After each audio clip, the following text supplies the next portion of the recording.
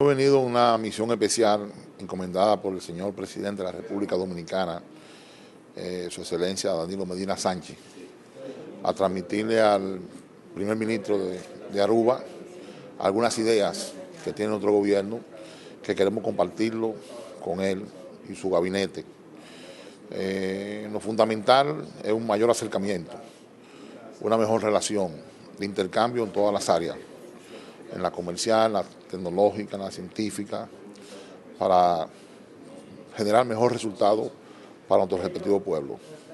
Esta es una comisión que yo encabezo, que la integra el ingeniero Antonio Vargas, el embajador Juan Guiliana Icuri y Lidia Concepción. Una comisión que tiene poderes especiales para poder trabajar los temas que quiere el presidente que trabajemos con el gobierno de Aruba. Le puedo decirle a usted que lo que procuramos es una mejor relación, una vía de colaboración más efectiva y activa.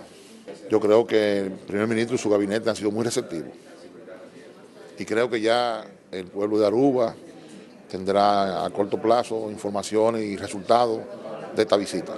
Gran parte de nuestros compatriotas vienen a disfrutar del turismo que tienen ustedes aquí, de la playa y del sol, que son muy comunes con la que tenemos nosotros también allá.